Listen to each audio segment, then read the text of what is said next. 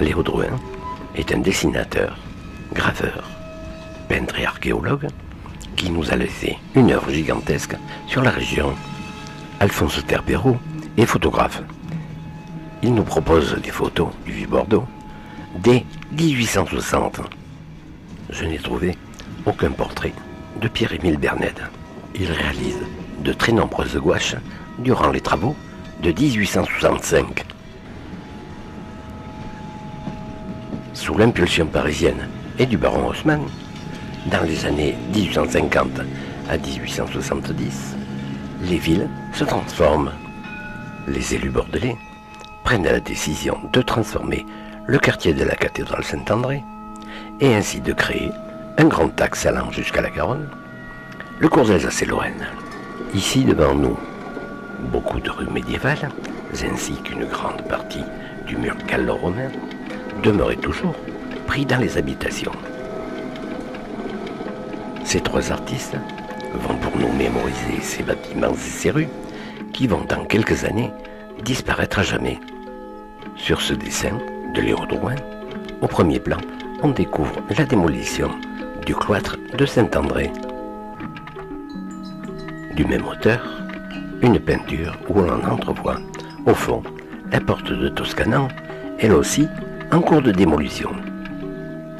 Le plan de 1450 nous la montre faisant partie de la deuxième génération de fortifications édifiées autour de 1227. Nous voici à la verticale de notre sujet, et particulièrement du carrefour, cours d'Alsace, rue de Chevreuse et rue Porte-Basse. Voici la porte de Toscanan, et à 90 degrés sa voisine, la porte basse, pratiquée dans le mur gallo-romain. Nous retrouvons Léo Drouin dans ce dessin de 1897. Après de nombreuses recherches, il nous propose une vue au XIIIe siècle. On y voit le Peug, et en haut de l'image, la Garonne. Revoici la porte de Toscanan et la porte basse. Et voici maintenant les rues disparues. En bas à gauche, la rue Caguemule ou rue des Mottes. Grâce à Alphonse Terpero, on la découvre avec au fond la porte de Toscanan. Après la porte, c'est la rue des Trois Canards.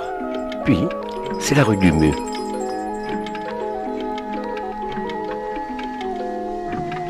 Et enfin, c'est la rue Poitevine, finissant très près des quais.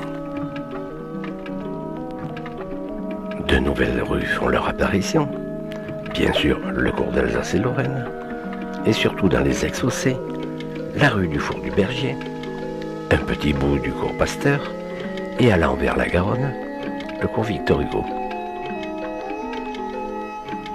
Rue Caguemule, Léo Drouin nous montre les ouvriers juchés sur le mur qui sont en train de le démolir.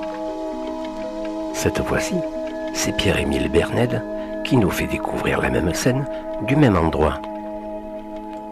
Nous avons franchi la porte, nous sommes rue des Trois Canards grâce à Léo Drouin.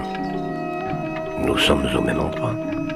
Pierre-Émile Bernède nous montre, pas tout à fait sous le même angle, la porte et la rue de Chevreuse. Là, nous sommes en 2018.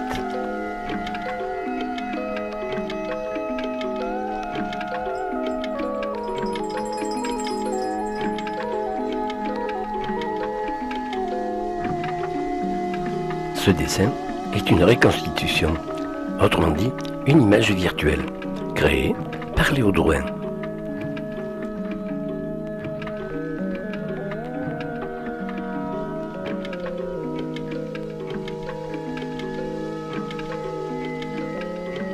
Toujours du même auteur, la porte basse, mais il n'a pas pu la connaître car elle a été détruite autour de 1808. La rue de Chevreuse, qui s'est appelée longtemps rue Porte-Basse. Sur la droite, le mur gallo-romain et la porte basse, sûrement un passage pratique pour créer un raccourci entre la rue de Chevreuse et à l'époque l'extérieur de la ville. D'Alphonse Terpero, depuis la rue du Peug dans notre dos, face à nous, la rue Caguemule et la porte. Pour faire cette image, il se trouvait ici